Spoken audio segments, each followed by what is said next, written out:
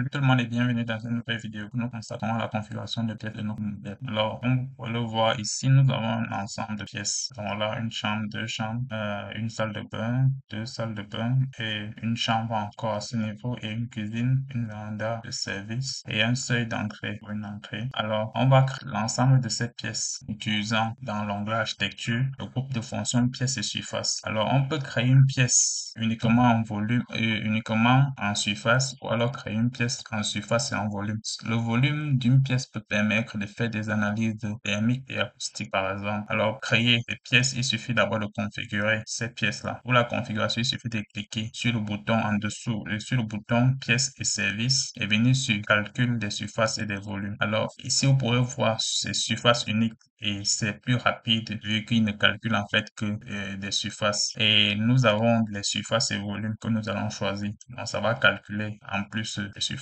les volumes des pièces. Et ici, nous avons les limites par rapport auxquelles on voudrait calculer notre pièce. Ça peut être par rapport aux couches de finition. Si on veut faire, par exemple, on veut connaître les surfaces à calpiner, nos carrelages ou l'axe des murs, là, je ne connais pas un cas de figure d'utilisation par rapport à la couche du porteur. Là, on peut utiliser, par exemple, pour estimer le volume de dallage. Alors, on va valider en prenant la couche de finition et surface de volume l'ensemble de nos pièces. Pour ce faire, il suffit de prendre la commande ou la fonction pièce et de venir, on va changer l'échelle pour le moment et venir placer notre pièce. Alors là, j'ai ma pièce et ici, je place ma salle de bain et ici, je place ma deuxième chambre. Ici, on ne peut pas placer vu que ça ne définit pas en fait limite de contour. Donc, l'encre ici, on va y revenir. Ici, je peux placer ma chambre et ici, je peux pas placer mon salon juste parce que cela prend en fait en considération tout l'espace ouvert autour d'ici.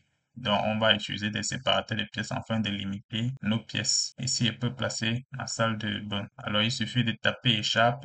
Quand vous tapez échappe, vous cliquez sur séparateur de pièces. Quand vous prenez séparateur de pièces, je peux alors cliquer ici et jusqu'à ce mur afin de séparer ma salle à manger de ma cuisine. Et pas encore venir à ce niveau, je clique là et je viens jusqu'à ce niveau pour séparer ma salle à manger de mon salon. Et je peux cliquer là et sépare là pour séparer mon sas de mon salon. Et maintenant, je peux venir créer mon entrée en créant les limites avec le mur. Je peux venir faire la même chose ici juste en utilisant la commande séparateur de pièces. Et là, maintenant, je peux encore prendre la fonction pièce ou commande pièce et je viens placer une sortie de service cuisine. Et là, je peux placer ma cuisine. Et là, ma salle à manger.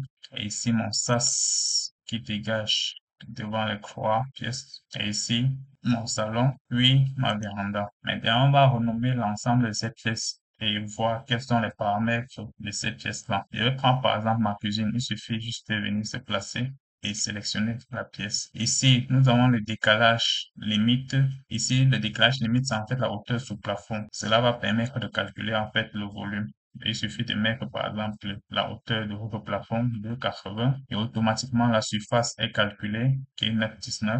Le périmètre qui est de 11,50 est calculé. La hauteur non liée qui est notre hauteur sous plafond est calculée et à partir de la surface et de la hauteur non liée, nous avons notre volume qui est de 22,932. Et ici, nous avons les données d'identification. Là, nous avons le numéro 7 qui est en fait le numéro d'identification de la pièce. Vous pourrez renommer ou changer, par exemple, ce numéro de la pièce. Si ici, par exemple, nous sommes au rez-de-chaussée d'un bâtiment à étage, alors vous pourrez nommer, par exemple, tous les pieds, tout le niveau à 100. Et là, vous pouvez ici, la pièce sera comptée comme 107, par exemple, ici 100, 108. Et si nous sommes à l'étage 1, alors nous sommes dans les pièces 200 et là, ça pourrait être 207, 208, par exemple. Le nom de la pièce, là, vous pourrez renommer, je vais mettre cuisine et j'applique le nom de la pièce va changer. Les commentaires et autres, ce sont en fait des petits détails que vous pourrez rapporter à votre maquette afin de les exploiter lors du tracé des plans finaux. Parce que les maquettes numériques sont différentes, en fait, des modélisations 3D. Pour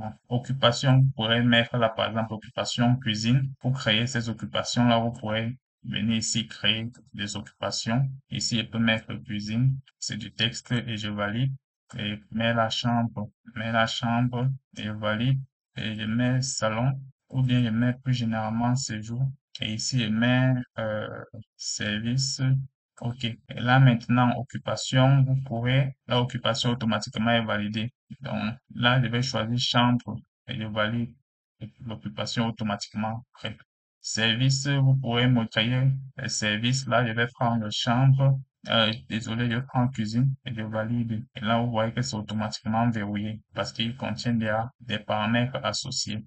Finition de la base, c'est-à-dire du sol. Vous pourrez mettre la carrelage, par exemple. Vous pourrez écrire carrelage, soit alors vous créez un ensemble de finitions comme on a créé tout à l'heure et vous associez. Donc, à ces paramètres globaux, vous pourrez associer aussi des matériaux de finition comme carrelage et autres. Ce sont des commentaires, en fait, pour faire parler, en fait, pour maquette. Nous avons finition des murs et finition des sols et autres, finition de plafond. Donc là, vous pourrez changer. Il est aussi possible de renommer la pièce. Là, je vais encore prendre cette pièce et mettre la salle à manger et je valide cette pièce 8. Et on peut prendre service. Service, il n'y a pas salle à manger.